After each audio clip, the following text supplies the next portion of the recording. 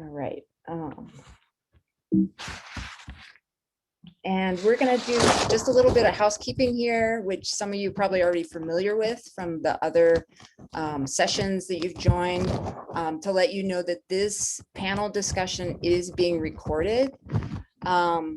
What we're going to ask you to do today is we're going to spend a little bit of time introducing the topic of seed stories, and then we're going to jump right into a conversation about this topic.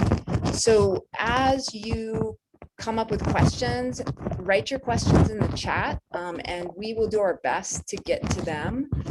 We will also make plenty of time during the end of our panel discussion for a question and answer session. So, but we're primarily going to be mobilizing the chat function in this. Jen, could you just mention there is some interference coming in, that maybe people mute until. Okay, yeah, for sure. If we could have everybody, I think everybody should be on mute entering this, but if you aren't muted, please do mute yourself. I guess we have some background noise. I can't hear it on my end, but there's some background noise that's being picked up. All right, so is that better? Yes. Okay, great. So we do want to let you know too that links to this recording will be emailed to you via the Eventbrite in a few days after the summit. And then also recordings, that recording will be available for 2 weeks. And if you could too, there's a survey that the Seed Library Summit organizers have put together, and Chrissie's going to drop the link into the chat window so you can copy it, but please take time to fill out the survey after this panel conversation.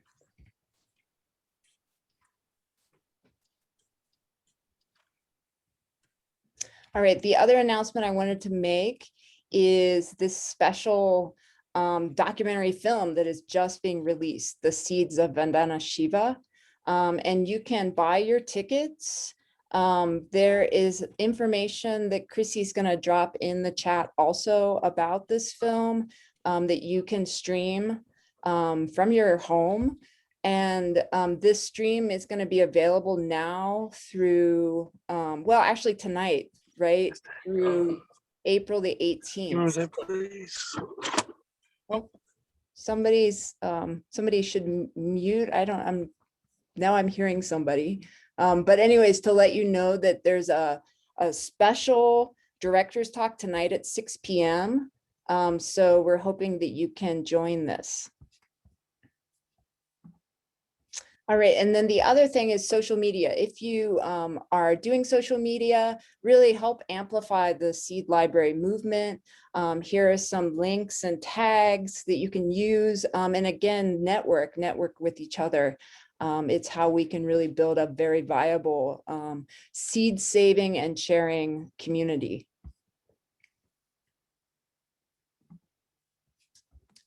All right, so I would like to begin our session today through reading a land acknowledgement.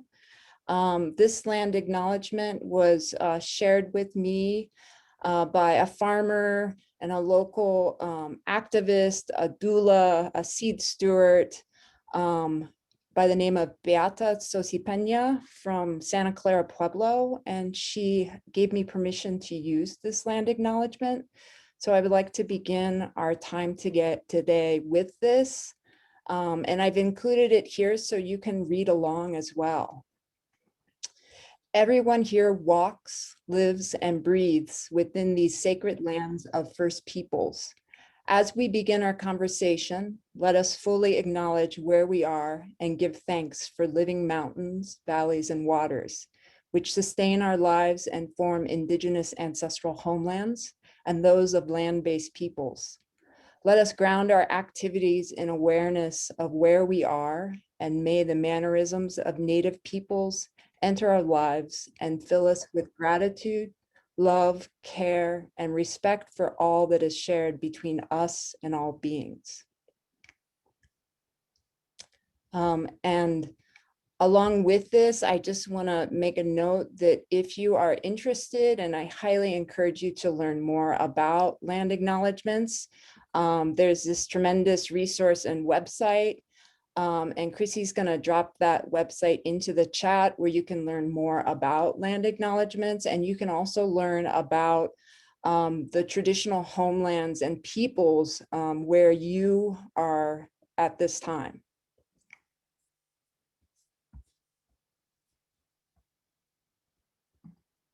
All right, so to jump into our seed story panel discussion. So I'd like to introduce the panelists that are here with us today. Sunny Dooley is a Diné wisdom keeper and storyteller who eats and shares seeds in Canyonwell, New Mexico. Chasity Salvador is a poet, aspiring Pueblo farmer, seed caretaker, and full spectrum doula in training from Acoma, Pueblo. Jade Levya is a visual artist and founder of Seeds, a collective voice, and lives in Placitas, New Mexico. And Emily Arasim is a northern New Mexico young farmer and seed caregiver, coordinator and youth organizer for the Española Healing Foods Library, and lives in Alcalde, New Mexico.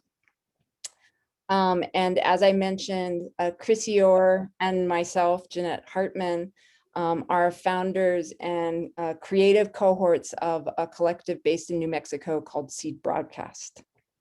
So during our panel discussion, we're hoping to really delve into the importance of seed stories and the many different forms these take, and how seeds and stories really are the essence of our communities, both urban and rural, suburban, everywhere. The food that we eat, the food that we share, all comes from seeds, and they come from the land, and the stories that have really lived with them forever and lived with us as well. So we also hope in this conversation to also start to discuss how seed stories could be part of seed libraries. So we're hoping to spend a little bit of time talking about that as well.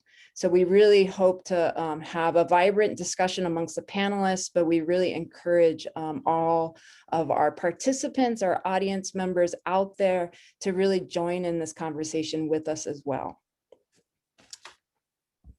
So what I want to do right now is I'm going to hand it over to Chrissie to just briefly talk about Seedbroadcast and kind of why we decided we wanted to moderate this panel discussion in terms of just the importance and the love of seed stories that we carry with us and that really sparked our work together. Yeah, thank you, Jan, and thank you to all our wonderful panelists today, and welcome everyone to what I think is going to be a really informative hour and a half together. I wish I could see you all, but we can't. I can see the panelists, but not all our participants. Anyway, Seedbroadcast, if you can see, the slide that Jen's put up, Seedbroadcast and the stories of agriculture. When Jen and I came together, and also our other cohort, Ruben Olguin, we came together as artists, parents. I'm also a grandparent, grandmother, growers of our own food, and lovers of seeds and the stories that the seeds hold. So we came together around all those wonderful attributes that we were looking at. And we started to think about how the culture in agriculture, and especially our big business agriculture, was getting lost. That really traditionally, culture is very much at the heart of our growing practices, and how important it was that not only did we share seeds with one another, and seeds that we were saving and restoring, bringing back preserving, growing out, but also that we shared the stories that went along with them. And we found many different modalities of finding ways to kind of hear these stories, be with people, listen to the stories, and then share them out. And we do that both visually and with audio, and with, when we could before COVID, just being in circles with people sharing the story. And we think it's very important, and really something that seed libraries could look into is how to share the stories. But along with sharing those stories and hearing the stories, it's a kind of ethical way of being. One of the ways that we do kind of share some stories is this publication, which is called the Seedbroadcast Agricultural Journal. This you can find around the country in various spots. We do print it, but also you can go, and I'll put a link in the minute, up to our website. All our archive of our Seedbroadcast journals is up there. And we, that they are really from submissions that come to us from all over the world. The seed stories and conversations that come to us. So there's much more that I could talk about Seedbroadcast, but I will put our website up on the chat. Please go there. You can listen to our library of seed stories there. So with that, I'll turn it back to Jen. And yeah. Great. Thank you. Thank you, Chrissie. And so I actually want to invite each one of the panelists to do a brief introduction. I know some of you have some things to share before we get into the conversation. And I want to start with Sunny Dooley.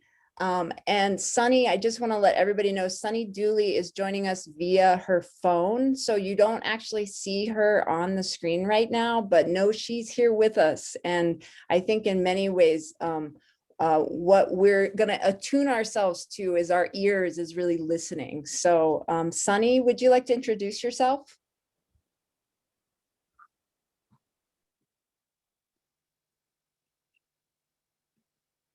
Jeanette, she is, I see she's muted. Good morning. Can you hear me now? We can. Okay, good. Yeah, nos toda is nos angi dan ango. She toda konse den enislo. Kapahaba chin dokia ani des chedo tanapikni eya desnale. This cheap but now this days up other eya stanenisle. Aro teaching kwa di hanegi do bahanegi do nihilkodonegi eya balkensen do njonegoshin eya anatsko. That is not agi, but ando the no say. Do but ando nijonego sa case don hata the dosse. So benin that eya real editolier. And the holongo eya kodo nane katolish. I'm very grateful for the opportunity to be here this morning to share with you the immense capacity of growth that is possible when you take care of seeds.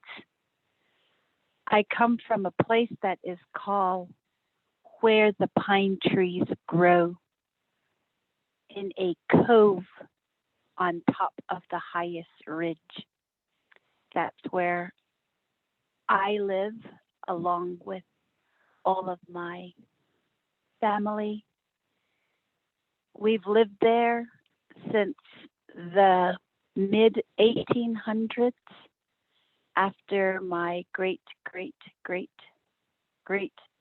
grandfather ran away from Colonel Kit Carson during the historical episode of rounding up the Navajo people and other native indigenous people in this area and the southeast to walk on the Trail of Tears or the Long Walk to a location that is now called Oklahoma, in those days identified as Indian Territory. And my four-time great-grandmother ran away around the same time from the Spanish who were living in Cuba, New Mexico, and she was a slave. And I am a descendant of these two individuals meeting up, and both of them carried seeds. And so I am one of those seeds. They also carried seeds to nourish, seeds to forage, and so I'm glad to be here today to share some stories with you. Thank you for listening. Great, thank you, Sunny. Chasity, would you like to introduce yourself? Could I have someone else go before me? I'm not quite ready yet. Oh, sure. Okay. Jade, would you like to go? Sure. Hello, everyone. My name is Jade Leyva. I am originally from Mexico City. I was born and raised there. I have lived in several different areas within Mexico, so I have had the opportunity to explore many of the different cultures within my country. I am a visual artist. That's how I make my living, my honest living. And I came to learn about seeds and just to farm in my own backyard in 2013. I started exploring with that. And little did I know, I just started an arts project called Seeds, a Collective Voice, that's how I met Seedbroadcast, Jeanette and Chrissie. Invited them to a multimedia exhibition that I did in downtown Albuquerque that evolved from, I invited 30 artists and it came out to be 62 artists from around the world. And it was really fun to have Seedbroadcast there. And so I've been doing a lot of seed advocacy and education projects through making murals with seeds in community. I created myself 10 of them, large scale, with, I went to 105 locations throughout New Mexico. The project expanded into New Zealand, also into Mexico. And I'm just gonna show you a few slides of my art so you can see really quick. This is one of them. So I do a lot of, not only do I like painting, but I also like people think about the environment and also like a responsibility to protect it and our relationship to seeds. So these are two sisters who are called Hermanas Maiceras. They are two sisters who have had a really ancient relationship to corn. So that's about what I'm gonna share for now. Thank you so much for your attention, and I look forward to sharing more stories. Great, thank you, Jade. Emily? Good afternoon, everyone. My name is Emily Arasim, and I'm joining you from Alcalde, northern New Mexico. I'm a 27-year-old young farmer, and when we were having a meeting to get ready for this, Jeanette asked the question, what is your practice? And I thought that was a profound question. I'd never been asked like that before. So I would share that my practice is mentorship. I've spent this will be my 9th season growing here since returning back home. And the most important thing in the world to me is mentorship and learning from my friends and my elder farmers here. This will be, my 9th season working with some elders who are very important to me and teach me how to walk in a good way and be in good relationship with seeds. And And now I've been able to start to work on the other part of the journey, which is working with people younger than I, middle school and high school and elementary school students, to learn about seeds and their importance and our connection to them. So I'm grateful to get to work on that side of this art and this practice of mentorship now as well. My connection to seed libraries is primarily through working last year, 2019 into 2020, to help launch the Española Healing Foods Seed Library in Española, New Mexico, along with in collaboration with Tewa Women United. And we also got to work with a great cohort of young youth to develop that project. My ancestry comes from Polish people, and I am always in the challenging and beautiful practice of learning how to walk in a good way here in Tewa Pueblo and ancestral Indo-Hispano lands here in New Mexico. So thank you for having me. Thank you, Emily. Chasity?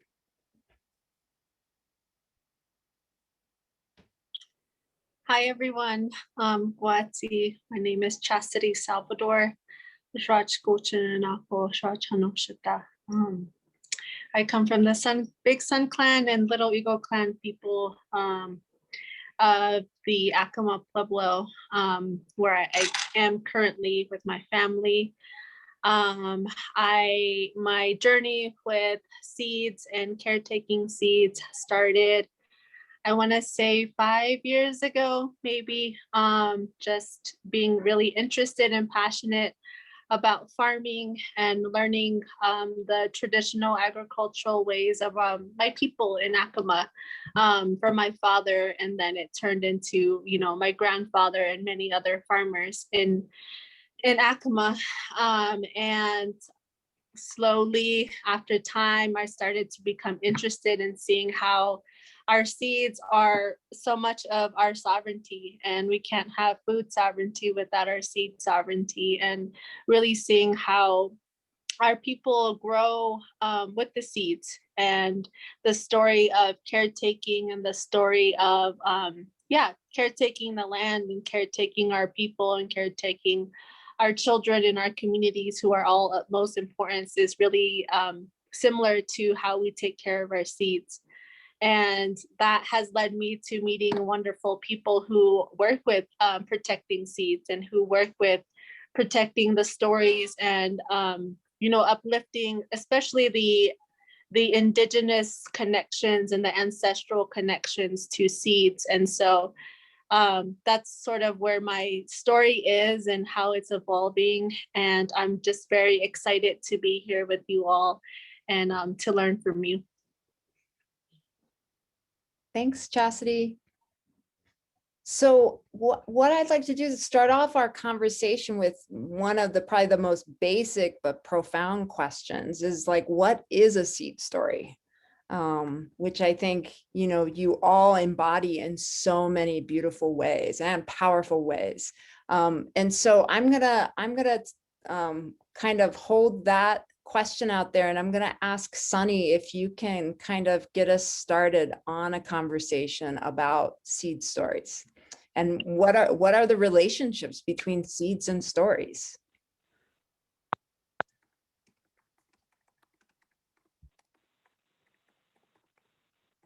Okay, so I'm just sort of trying to understand the mute and unmute thing here.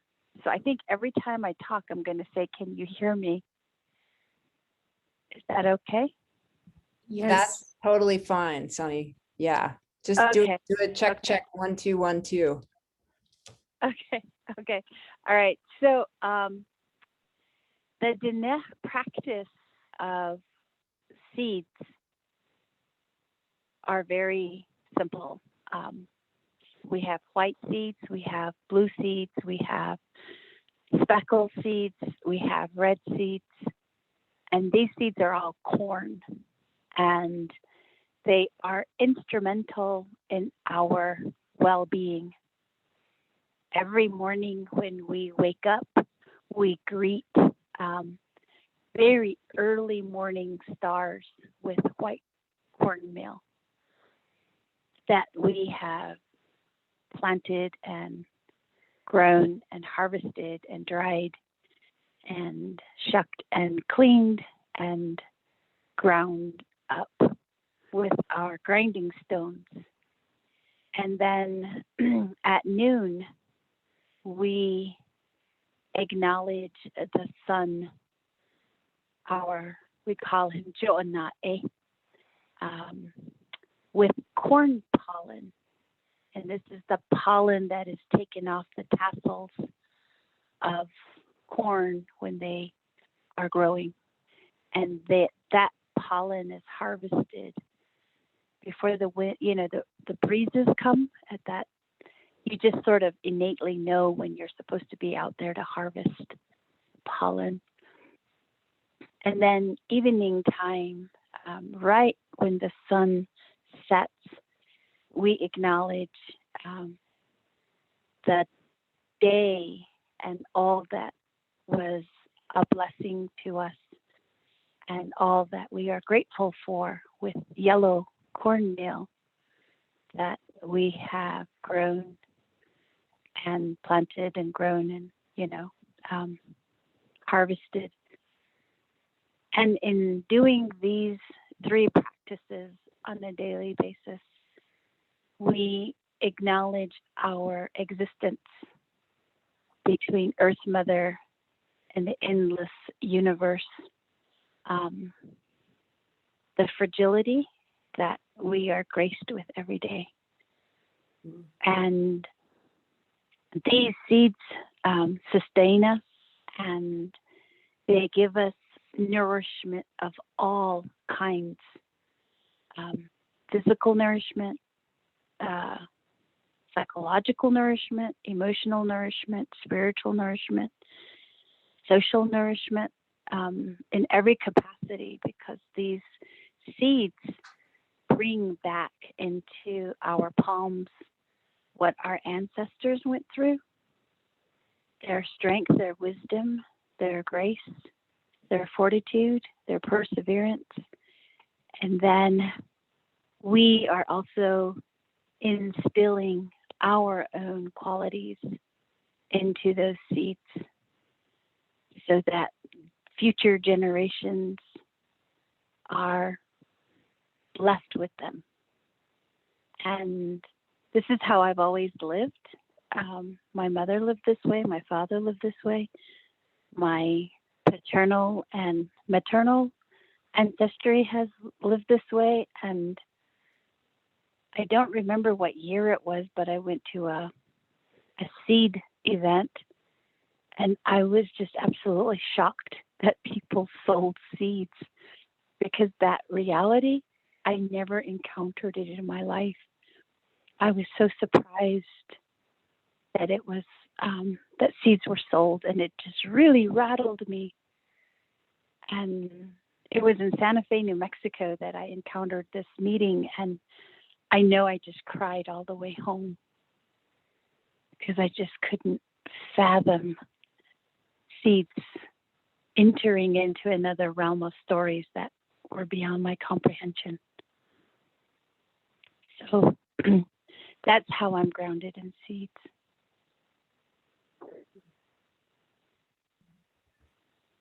Great. Thank you, Sunny, for sharing that. And as you kind of, talked about like this idea of the stories, like really carrying us forward. I wonder if, Emily, if you can kind of talk about like how you kind of envision or see seed stories alive in the world, in your world and in your work. And how they carry you forward. That's such a beautiful way to ask it, how the seeds carry us forward. And, I think just off of what Sunny said too, this understanding of seeds as relationships. And, seeds have always naturally come with a story. You didn't just buy a packet online and have it show up, at your doorstep for all of time, you know, seeds were passed hand to hand. It was most likely physically handed to you by a friend or a family member or a neighbor who could tell you where they got it and their family history with it and how it went for them to grow it and what discoveries they made or what delicious meals they enjoyed from it. And in our modern era, these relationships have often been broken. So I think when we're telling seed stories and learning seed stories, it's a way of reclaiming seeds as something that's part of relationship and is, you know, an intimate part of our life instead of just a material or a garden input or something, you know, we buy. And in my work, you know, this and in many of our works, this comes back to mentorship and relationship, that the most valuable and most important seeds in our lives are those that get passed to us, that we can learn from, that we can know about. And that's not always possible for us. And I know we'll talk more about ways to learn stories if you don't have the opportunity to have them passed to you in this relational way, and how you can learn to weave that story back together, even if you haven't grown up to know it.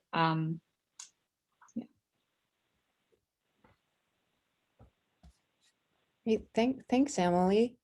And so then kind of furthering that, you know, kind of drawing forth more of that story of those relationships. Chasity, I wonder if you could also talk a little bit about the work that you're doing in your farming, in your creative life, and how they are kind of woven together and a deep part of your culture. Sure. Yeah, as I mentioned, seeds tell the beautiful story of our agricultural ways as Pueblo people, as Acoma people. I think that throughout this, you know, deep reflection time that we've all been afforded in this pandemic is just really seeing how the seeds are stories of the past and the present and the future. When we think about the memories that our ancestral seeds hold, we think about all the things that they've seen, all the things that they've witnessed among our people, and all the food that they have provided for our people in the past, and seeing how those foods have evolved to what we eat today. And also, you know, in the injustice of it, all the lack of foods that we don't eat today. The seeds hold that memory. They hold that memory of, I think, the violence that has occurred on our lands, that has occurred to our people, that has occurred to our food. And I think that when we start to really spend time with the seeds and really understand them and listen to them, and not in a like cliche way, but in a way that is really looking at what they have endured, is kind of what our people have endured. And so that's a story of the past, and now in the present, as Emily talks about a lot, is that in the present, our seeds are allowing us to provide that mentorship to younger people. They're allowing us to have relationship with each other as friends, as relatives, and that's a story of the now. And then I also like to think about when you are, you know, cleaning your seeds or getting them ready for the next season, or putting them to rest and saying goodnight to them over the winter, you're really thinking about just the abundance that they have given to us throughout the season. And when you plant, you know, that whole idea of when you plant 2 or 3 seeds, it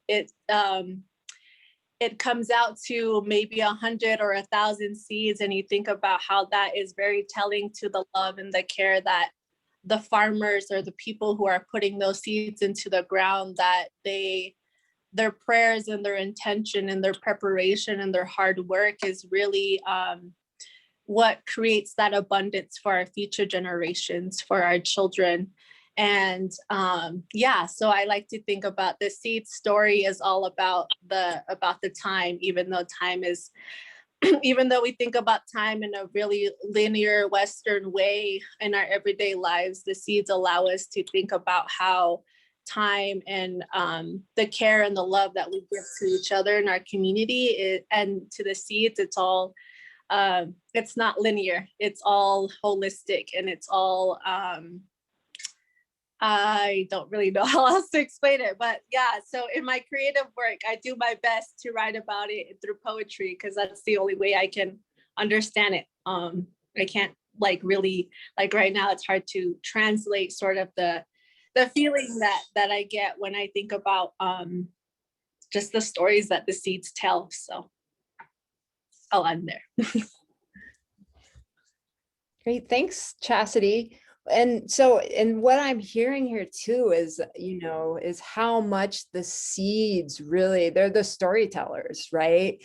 And at all parts of every season of every year, as we acknowledge them and spend time with them, that they share those stories with us, but that also through that process, those stories emerge. And so this, I think, is a great kind of conversation to open up with Jade. Jade, I'm thinking a lot about how your painting and your visual arts are also carry those stories forward to share with others in different ways, but also the work that you're doing with food right now in terms of that connection, how also food is the essence of that story. It is the sharing of that story as well. So can you talk a little bit about like your visual work, but also your work with food and seed stories? Sure, thank you, Janet. Yes, it's a very interesting thing to when you are an artist or a person who is creative, you have to start understanding how, like what you say, and maybe this has to do with having grown up in Mexico, where you see like the Anthropology Museum in Mexico City is like the Louvre of different Mesoamerican cultures. You go in there and you can see massive stone carvings with corn, you know, like that was like done 2,000-3,000 years ago. And so I feel that a person, like the person who carved that, was a person who was trying to say something in regards of seeds and in regards of like the sacredness of and the importance of a crop to a culture as well. So I feel that a responsibility of a person who is creative is important to try to share something without, you know, it has to be natural, but at the same time, it is our responsibility to share themes and things that make people think. And that in my case, it is more of a making people feel, and this is what I get as feedback a lot from people, that my artwork makes people feel sort of like more connected to nature, and also like a symbiotic, the symbiosis that happens between people and nature. So yeah, that's one of the things that I try to depict, to be able to, because the more time goes by, the more people we separate ourselves from nature, the more technology comes in, the more like we try to cement everything and separate ourselves from the earth by fast food, and you know, just kind of like have everything done like right now in a fast world. So in the last year, I have been learning how to create a small food company for myself, and to be able to share and support local agriculture. Like I said, it's very small. It hasn't launched yet, but it's gonna be completely like local ingredients. And I'm gonna try to make it, it's gonna be based in my own culture and my own background. But I wanna be able to support local farmers and be able to support organic farming as well, even if it's not certified organic, but like, you know, grown naturally. So it's like protecting the environment and bees and all of that. So yeah, that's mainly one of the things that I feel that, you know, as a person who is in the creative world, is our responsibility to share a message, not only like Chasity said, not only we're taking information from our past, living it in the moment and handing it over to the future. And this goes also in so many ways, but it can be a culture, it can be a way of planting, it can be also a way of creating art. So I feel that that's probably what I would say, that I hope that answers your question. Yeah, I think that's about it. Yeah, thank you, Jade. Yeah, and I think what's, really powerful to think about as we're talking is really all these forms that story take that we may not always think about, that we have a tendency, especially in our American culture, to think about story in a very specific way, that it's narrative, right? It's based on a kind of it doesn't mean that it's real or unreal, but it's based on this idea of a story that's being told, and it's being told in a very specific way, whether it's through text and reading, whether it's through film, movies. Sometimes I think we acknowledge story in music, right, and actual speaking, but it's carried forth in all of these other forms, and I think that's what's really tremendous to acknowledge and think about. Which then leads me to another question, is that oftentimes, folks that are working with seeds, farmers, seed advocates, seed librarians, gardeners, farmers, that oftentimes we talk about seed saving, like how important seed saving is.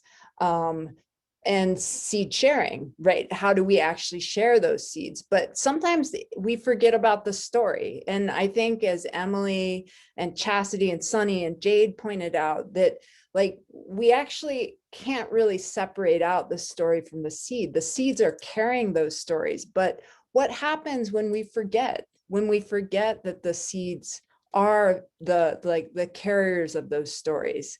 Why is it so important for us as caregivers, caretakers of seeds, to remember and to share the stories? And how does that manifest? How do we make that possible? So I'm gonna, for that question, and that's a big question, and I realize everybody's probably got parts to kind of to contribute to that, but I'm gonna go back to Jade and ask Jade, because we were just speaking with you, if you could talk a little bit about that. Like, how do we continue sharing the stories as we share the seeds? So when you are doing a trade of a seed, is something that is not only handing over a seed that you grew or that somebody gave you, it comes with a responsibility too. It comes with a responsibility to understand where this seed came from. In my case, in my own upbringing, corn is part of crucial part of the culture. Like, it's eaten in so many different ways. It's on your face all the time. You go to the markets, there's like the entire, every stall has many different kinds of food that is made with all kinds of different kinds of corn. So yeah, that is something that when you start thinking about that, is like, how did this happen? It's something that is not just there because of, just because people like farming. Is something that has been nurtured, and this crop is one of them that really needs, it's not like a wild plant. It needs the care and the relationship with people in order to survive. So we grew from like a tiny grass, teosinte, into a mazorca, and now we have, all different kinds of varieties. So I think that is very important to also understand like the migration of seeds as well, because like we have nowadays we have like, corn in all different kinds of places. Like for instance, like I had this story. Can I share a story of my friend from Cameroon really quick? I had a friend who came to my house and she saw my metate, corn grinding stone. And she said, oh, we have those where I live. She's from Africa, born and raised. She's working on her PhD now. She studied at UNM. And so anyway, so she started telling me this story about like how corn is a crucial part of the culture in her country. And so I started like learning about that, even though there's a really sad part of how that happened, because it was slavery and trade happening in the 1700s when corn got introduced into Africa. And even though there's that sad story, you can still understand how seeds also have a life of their own and the right to migrate in a way that they're going to thrive in a complete different part of the world and becomes crucial part of different cultures as well. So it's not really like we own something, but like also seeds become a big part of different cultures. So so yeah, that's what I wanted to say, you know, like the stories that come to with seeds also migrating into different parts of the world and understanding how that happens, you know, like we know potatoes because in Peru there's several hundred kinds of potatoes there. They came from there. Quinoa comes from Bolivia and Peru, you know. So anyway, so that's what I was trying to say, that we have this exchange in the stories that come with migrations also from seeds. That's a very important topic, I think. Yeah, thank you, Jade, so much so. And they become parts of many people's stories. And in fact, sometimes they change drastically. The stories do, and the seeds as well, right? In terms of how they live in different places, the adaptability, the way that the plants grow, the way that different cultures embrace it as food and as part of their community. So I think that's tremendous. So I wonder too, if Chasity, if you're available to talk right now and to talk kind of about, you know, thinking about those deep time connections that seeds and stories have in terms of your community at Acoma, and also, you know, kind of thinking about how indigenous seeds have traveled, but they're really core to your community too. And so I think for many seed librarians, you know, they kind of face also questions as to how to both recognize and respect native seeds in their community. Yeah, I think that's a really good question, and something that I've been reflecting on and writing about. I think as a young person just coming into this work, it's really exciting, but at the same time, it's a little frustrating in seeing how, you know, we do this work on Indigenous liberation, or thinking about how we move forward to liberate ourselves, our bodies, our lands, our water from this matrix of colonization, and you know, all that comes with it, the exploitation of our lands and the exploitation of our labor, of our work under capitalism. And so I think the same type of oppression exists within even the work of farming and agriculture and seeds, in that a lot of our seeds are not where they are, where their original homelands are. You know, we think about returning them or rematriating them back to their original caretakers, those who have been taking care of them for a really long time. And there's so many seeds out there that I'm learning that aren't in their communities. And so I think that it goes nicely, or goes well, with the question that was proposed before, which is, how do we honor the story of the seed to the seed, which is honoring the seeds and honoring that they teach us so much. And you know, when someone or something teaches you something, you give back, you say thank you, you do what you can to show your appreciation. And I think in the same way that we need to continue to tell the story of the seeds in a right way, in a good way, to start to bring those seeds back to our communities. And I think that while it's amazing work to, you know, preserve seed and heirloom seed, like, I'm all for preserving what we can, because our seeds are at the same time are declining. I think that what's important about saving them and talking about them is honoring where they come from and honoring the people who have been taking care of them. And I think that I get asked this question a lot of like, okay, what can we do then to bring among justice, or what can we do then to keep working to honoring the people or honoring the seeds in that way? And for me, I think it's just supporting young Indigenous or Pueblo farmers and supporting their dreams and supporting what they want to do, because they have, I see myself this time of being a young person emerging into an older person in this world of farming, and there's more and more young farmers who are interested in this work, and they're going to be the ones who are going to continue in this, almost in this fight to bring back our seeds. And so when people ask me how do we honor the communities, how do we honor our seeds, I always say support those young people, support what their ideas are in bringing back our seeds, support just that sometimes it's just rematriating the seeds back. And that I think a lot of that work, in the creative world for me, is really honoring the truth of the seeds and the truth of why our seeds aren't here anymore. And I think that takes a lot of introspection. It takes a lot of understanding why they went away. And I think it takes a lot of just bearing all the truth and putting it out on the table.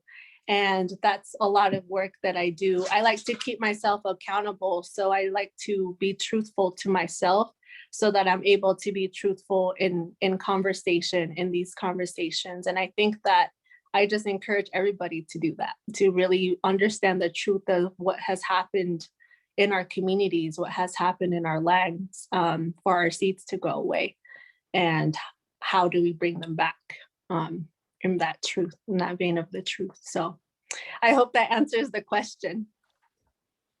Yeah, very much so. Thank you, Chasity. And I think that, that we have a tendency, especially within more formalized institutions. And so some of the seed librarians are maybe faced with this challenge as well. It's like, oh, we need we need this very formal process that describes exactly what we should do. And I think what you're really citing is that's challenging to just follow a form letter, that what we really need to do if we're going to honor that truth telling and honor those seeds and honor those people is take the time, right, to make it a process that in our community and in our work with seeds and with sharing and with those stories. And so this leads me to ask Emily to share a little bit about her journey in terms of thinking about your own identity and the work that you're doing, both in Indigenous community and with Indigenous seed, but then also in kind of reclaiming your own story and what does that look like? How does that feel? Thank you, Jeanette. And yeah, these are really important questions. And just to acknowledge and emphasize what Chasity said, that in learning to tell seed stories, we have the opportunity to learn and experience and feel so much beauty and hope.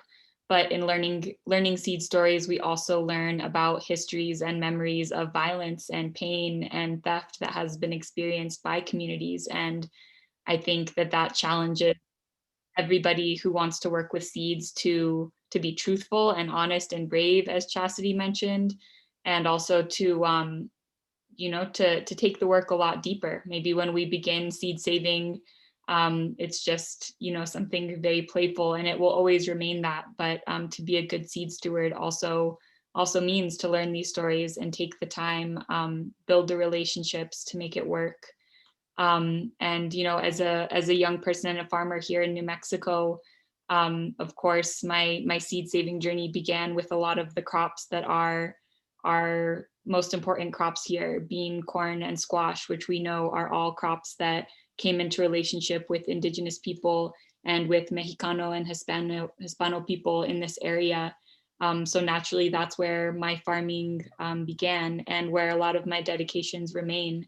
But as I've continued to farm and steward seeds, I've learned what Chasity expresses, that when we're dealing with seeds, that are not our own ancestral seeds, one of the most important things we can do is to listen and support the initiatives and work that's being led by those people who do hold that ancestral connection to those seeds. So I've continued to be in the practice of learning what it means to do that in a good way. And the other part of my journey also involves understanding and learning that my own ancestors had seeds too, and those seeds have stories as well. And it's taken me, it's taken me 7 of my 9 years of working with seeds to realize that there was value in learning about the stories of beets and learning about the stories of chamomile and nettles, which are the things that I have my own connection to.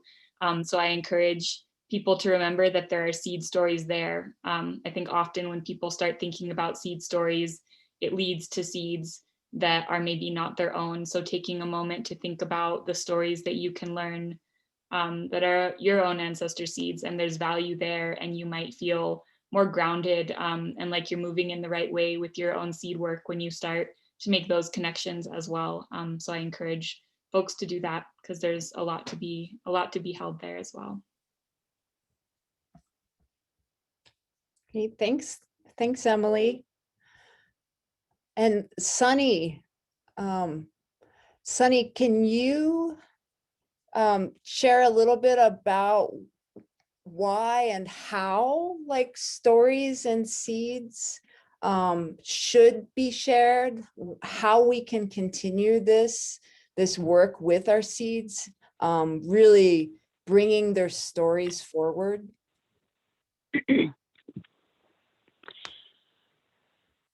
So I would say at this present moment, I'm eating sunflower seeds as I'm listening to everyone express their beautiful thoughts. And as I take a seed and I put it in my mouth, I know where these seeds come from. The sunflower pod was given to me by a couple from Albuquerque let's see, I'm going to say it was October.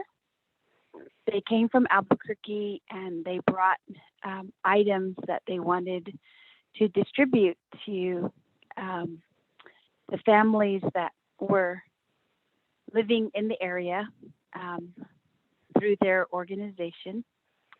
And the most valuable thing that they gave, of course, there was the sanitizers and, everything that went along with the pandemic.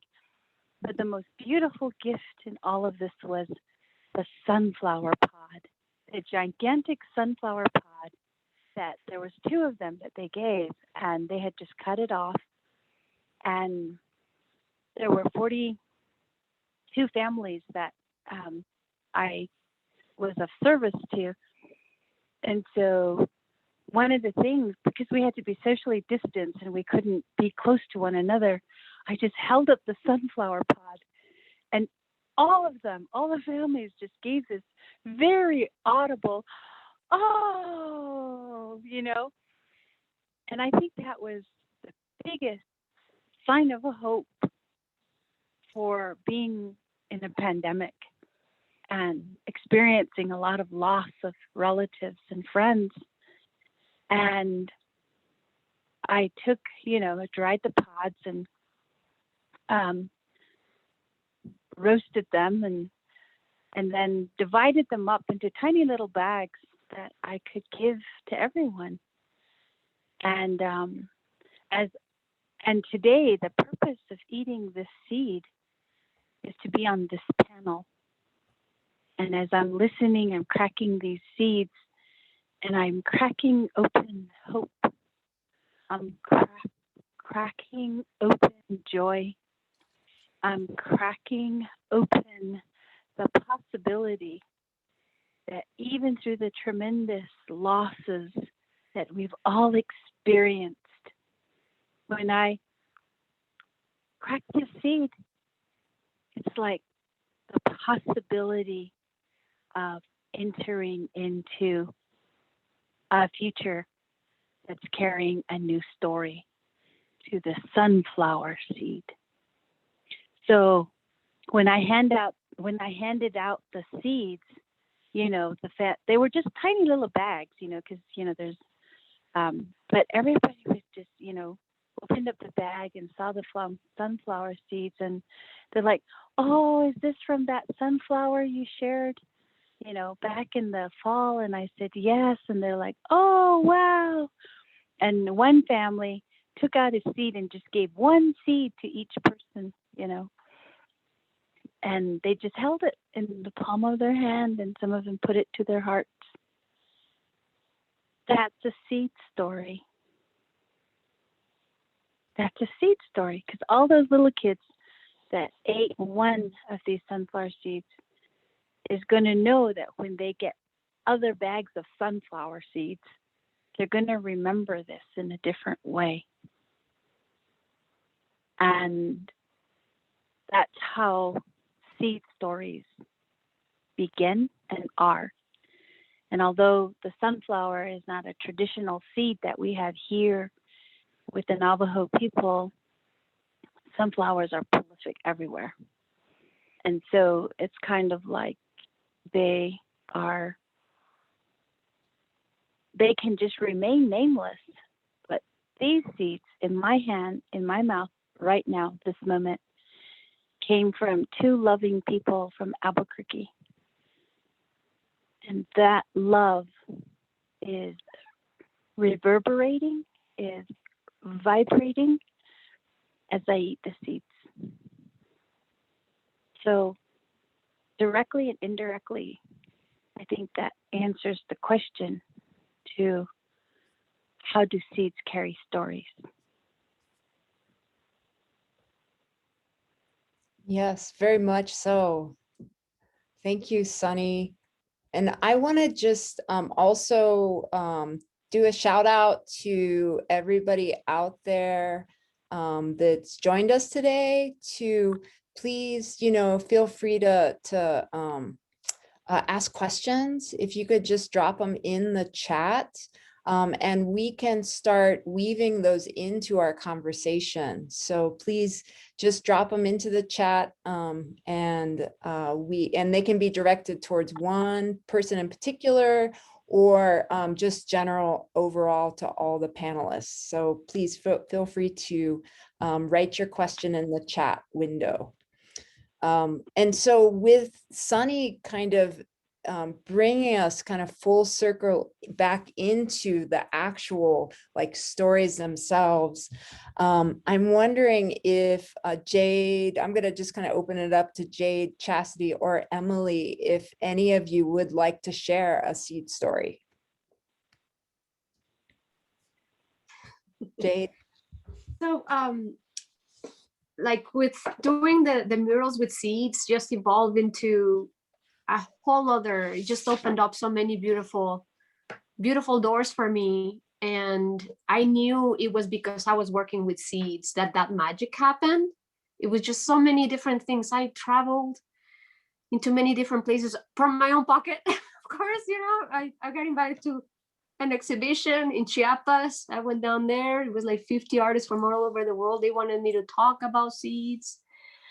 So so seeds have taken me to so many beautiful places, but like one of them happened not very long ago. Before the pandemic happened, I went into Mexico. My family, my mom and my sisters live in Yucatan, in Merida City.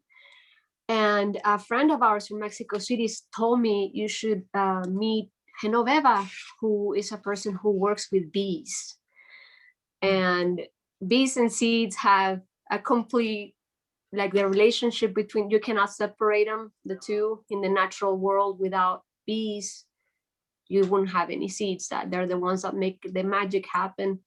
So I went into this, Genoveva took us into this Mayan community. It was 5 families who had been nurturing the bees, and it was like a piece of property within the rainforest. And they had every single plant that they had in there was all for the bees, and it's specific just for that particular kind of bee that is called Melipona bee. And it's a bee that has no stinger. It happens in Australia and like all the way from like southern Mexico all the way to the Amazon. And so anyway, so that was one of the things that I wanted to share, how I actually have a piece here that is one of the bees that I do. I like depicting bees with lace wings. So yeah, just sharing like the story of how bees and seeds are completely connected. Like, you know, like they have this like symbiotic relationship. Like we people farm and we do everything in, you know, nurture them and take care of them. But without bees, really, they're the ones that make it happen, so that they have a closer relationship than we do to the seeds. And also another thing I wanted to say really fast is that in order to be able to preserve seeds, we need to incorporate the seeds that we want to preserve into our diets and really make it happen in our kitchens. So that way we can get a movement happening in the regards of dietary cultural foods, because you know, like incorporating nixtamalized corn in our kitchen, making tortillas from scratch is very important. So that way, the more people do it, the more we can actually continue to move and preserving those seeds as well. So I thought that would be just my 2 cents there. Yeah, thanks, Jade. You know, in some ways too, that vision that you just prompted in terms of the relationship between bees and flowers and seeds, like we are like bees, right? I mean, bees get their sustenance from the flowers, but they also give back, like they're in that reciprocal relationship. And I think what you're talking about too is that we need to not only think about the seeds and growing the food and growing the seed and sharing the seed, but we need to think about what it means to eat that food, right? To create that full cycle. So yeah, thank you. Chasity and Emily, would you, either of you, like to share a seed story? I can share something briefly, just kind of like modeling 2 things. I mean, one, modeling how we make sure that true stories of seeds are told, and also to kind of model some of our like 2 different types of stories, which would be the historic and cultural story of a seed versus our personal story. So this is a scarlet runner bean. Many of you are probably familiar, you've probably grown it. It's become a very popular and widely dispersed seed. It's a climbing bean with beautiful red flowers. That's really common in a lot of gardens. And if you look up the history of the scarlet runner bean, what will pop up and what's on most seed packets is that scarlet runner bean was planted by Thomas Jefferson at Monticello, and you know, this very white, very colonial story that's very limited. This bean is from Mexico. It is part of the Ayacote bean family of runner beans that are very deep within Mayan culture.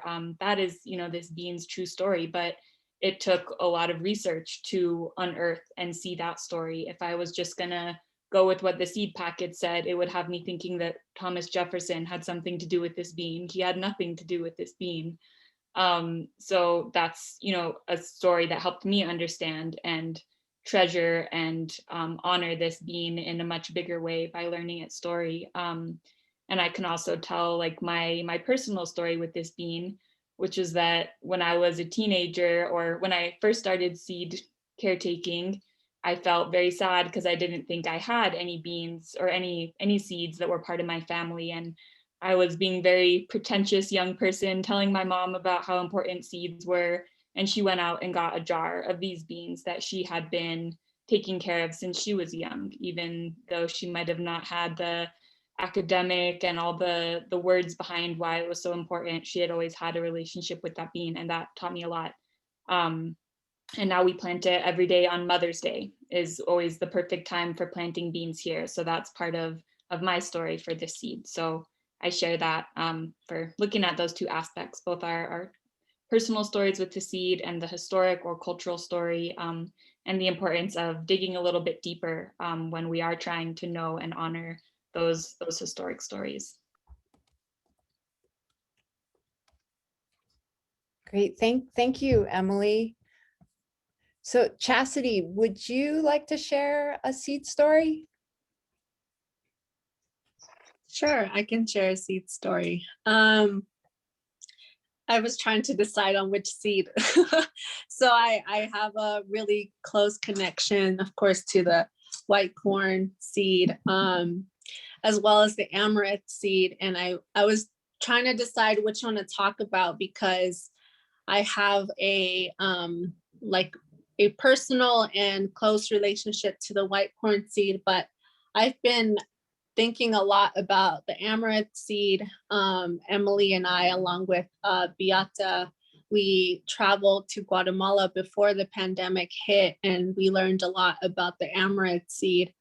And little did I know that in that lessons, I would come back home and plant it back in Acoma. And I had this sense that amaranth is not grown much in Acoma, and I don't really know other pueblos who. I mean, I don't know too much, but about other pueblos who grow it where it's known that this is where it's grown.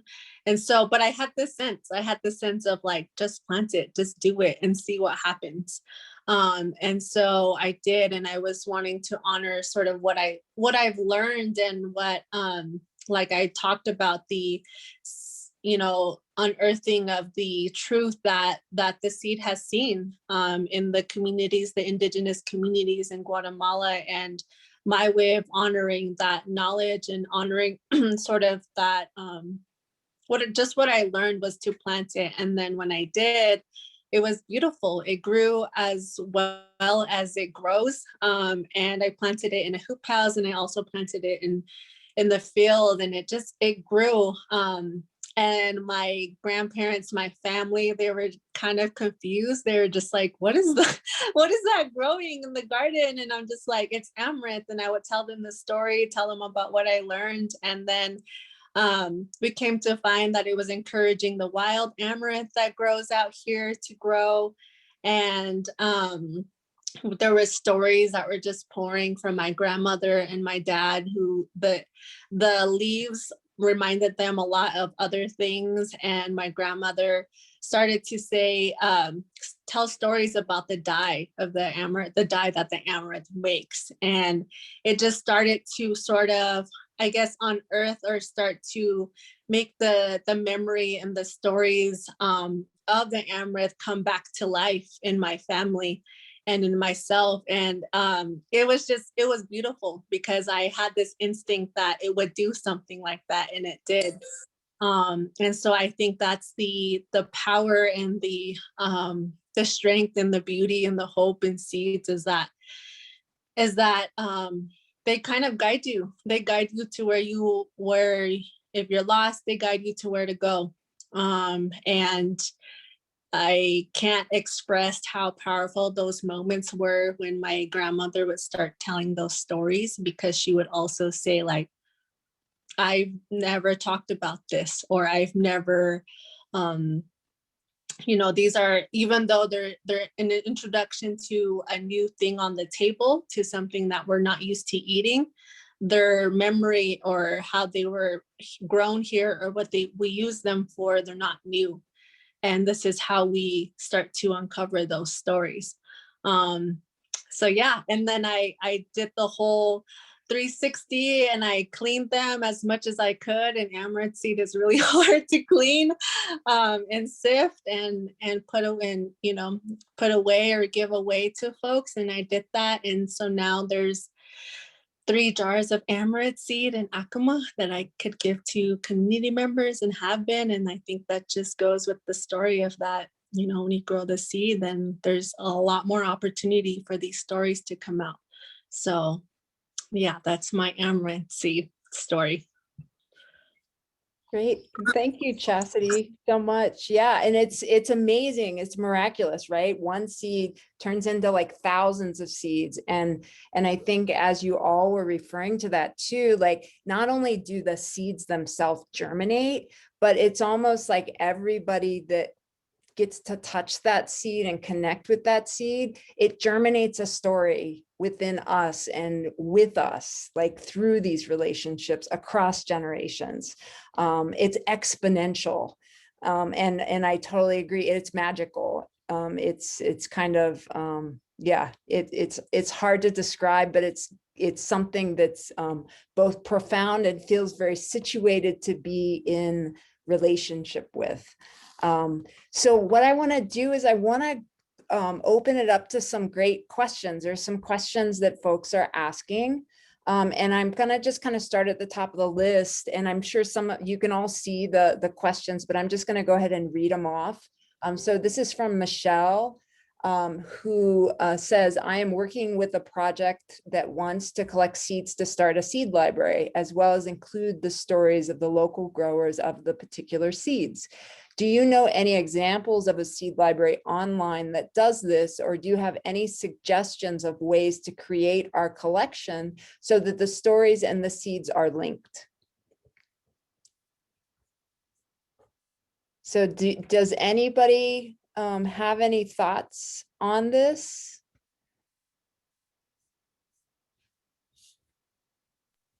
Michelle, I can't think of like a certain website or somewhere to see an example to direct you to, but I think that you're on the right track with a super important idea. And for all seed libraries that are, sourcing and building their collection off of seeds from local growers, having, a forum available that asks for kind of all the technical details, but also asks the grower to share about who they are, to share how they came to have a relationship with that seed, capturing that information with every seed that comes in, even if it's just, a very small personal story. That's so vital to collect. And I'm sure you're going to come up with a beautiful way to display it that will really help people feel a lot more passionate about the seeds that they receive from your library and continuing to be a good steward of them.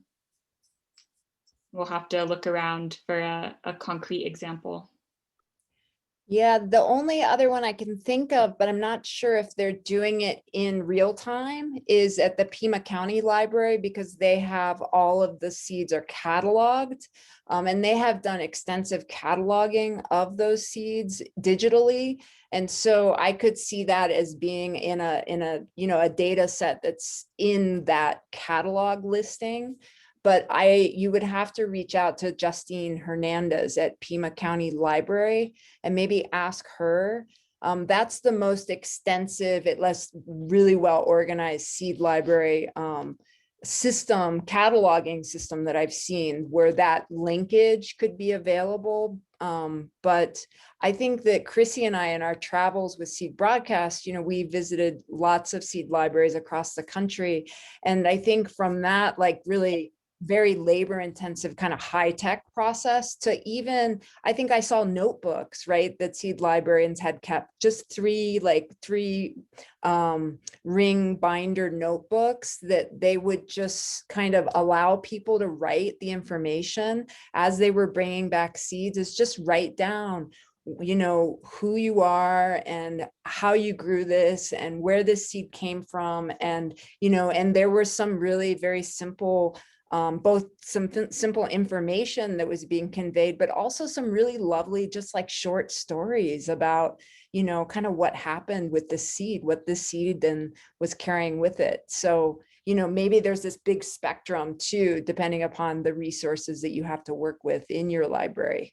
And then the other thing that I'm thinking about too, which is kind of what we're doing right here, is we are actually telling a story. And we're telling it together. It's a story that has a lot of different tentacles, but we are in the act of actually telling a story together. And so I know that there are many groups that do this, but it's just as via COVID, COVID creates a little bit of a problem, but gathering community together to share the seed, whether it's at a seed swap, whether it's at a seed library event, and being able to gather together to just tell these stories and share these stories. And so I think that also through storytelling and through our sharing memories and experiences, that is also a form that this can take. And it's like a living library. Is there anything else just to open that up, Chasity or Jade or Sunny, in terms of thinking about projects or what that might look like? And there's some other questions as well. Okay. Sunny, I'm going to go ahead and unmute you too, just in case you want to jump in. So another question from Elizabeth was, many of our young people are living temporarily in places far from their early years. How do you approach seed stories for those moving around in modern life? So maybe this is kind of akin to Jade talking about like how seeds travel as well. But I agree, like, you know, farming, gardening, seed growing, seed sharing sometimes doesn't always lend itself to a highly mobile nomadic existence. Yeah, like I feel that you know, like when you see like there's places who are very like, you might say, tight into the culture, food wise, like, you know, you go to Mexico and you go like in Mexico City, the food is unbelievable. If anybody has a chance to go down there and have, you know, and try the food there, is just amazing. But there are many things that are traditional, that are called traditional, you know, and it's like when you really go back and trace that particular thing that is traditional, is like came from somewhere else a lot of times. You know what I mean? So like, for instance, rice is not native to the Americas or Mexico, and it's a crucial part of the culture. So yeah, it's something just to think about, just tracing things back to the origin is always a good way to be, in order to understand your own self, but also understand your relationship with the world itself, with seeds as well that come from somewhere else that became part of you.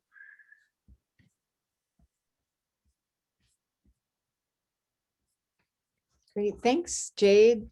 So I want to kick it back to a question that has come up, and I think, Emily, you also shared a document with us. So I'm going to do a screen share. And what I'm going to ask you each, and we've just got a couple minutes, like 6 minutes to go, is if you were going to start a seed library component, sorry, apologies, let me get that back on there. If you were going to create a seed library component to go with your seed library, a seed story component to go with your seed library, like what would it look like? And this kind of harkens back to the question that we just had, but what would a seed story component look like at a seed library? Wait, did I say that right? Yeah. So this was a document that Emily had shared with us in regards to the Española Healing Foods seed library. And it was something to think about in terms of like sharing seeds, but also thinking about sharing stories. And I'm wondering, Emily, if you can talk a little bit about this and talk a little bit about maybe what you think a seed story component would look like at the Española Healing Foods Oasis seed library. Sure. So yeah, you know, this is a statement that's part of our brochures for the Healing Foods Seed Library. And it, you know, it does its best in a short amount of space to acknowledge what we've been talking about today, about the importance of acknowledging place and acknowledging the original peoples who have stewarded and cared for some of the seeds that we might be sharing. And I think having something, even just a sentence, you know, something very short in your brochures and your core materials to acknowledge the importance of knowing these stories is really important for, you know, the ethics of our seed libraries, but also for inspiring people. Because I know, you know, they say we only care for what we love. And I think knowing stories and knowing the deeper background of things is what ignites that love and makes us better seed stewards and more likely to bring seeds back to the library, or, you know, be inspired to really dig in a good way. So I definitely encourage some kind of small acknowledgement like this. And as far as, you know, our seed library launched just before COVID, and then, you know, our plans for the community gatherings were put off a bit this year, but we are hoping to, you know, reinstate things like, you know, book clubs and storytelling nights, you know, right? Libraries are the perfect place for those things, and really taking advantage of all that our libraries have as far as stories already in them and helping weave those together. There's so many wonderful community events we can do. As mentioned, we have, our incoming seed form for anyone donating, has plenty of space for people to share their personal story, as well as any cultural or historic knowledge they might have. And a big dream would also be to, do something around community oral history trainings, or, trainings about how to do interviews. That's a great activity to do. Again, that libraries bring a lot of knowledge to, and that's also a great way to bring youth into your seed library, is training them to, interview elder community members about what they know about. Great, thanks, Emily. And I just want to open it up to the Chasity, Sunny, and Jade, if you have any thoughts or additions in terms of thinking about what this seed story component might look like for a seed library.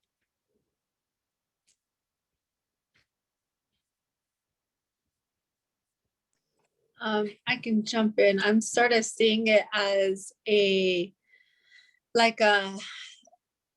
seeing the library as a living being, and seeing it as a space where we are honoring those farmers or those gardeners who have, again, taken care of, took care of those seeds, or are taking care of those seeds. I think oftentimes, especially in a community like mine in the Pueblo, I feel somewhat that the work of seed work is like, and then when we start to talk about seed libraries, it's so much over here. And then there's the work of the farmers who don't have too much time to think about doing that work. It's so much over here. And so in my mind and in my heart, I'm trying to make both of them work. And so, or trying to understand how they work together. And I think that a big part of that is we don't gather as much, maybe formally, or maybe in a way that is conducive to creating things such as seed libraries as farmers in our community. And I think that just because we have so many other demands in our life, and I think just providing that kind of space for farmers and gardeners to come together, to be together in a way that honors their knowledge, in a way that honors their time, in a way that honors everything that they carry as well, and affording them that privilege, because it really is the privilege to be talking about our seeds in this capacity, and or in this way. And I think that, and I say that coming from a place of seeing those who have taught me everything that I know about farming, and that's people like my dad, and that's people like my grandfather, seeing how, I would love for them to have a space to come together and talk, and a space for them to come together and just be and dream. That's another piece of this whole work, right? Is providing a space for us to dream. And so, yeah, I don't know if that answers the question, but I'm seeing that a space like a seed library can provide. So however that looks to you, it's up to you.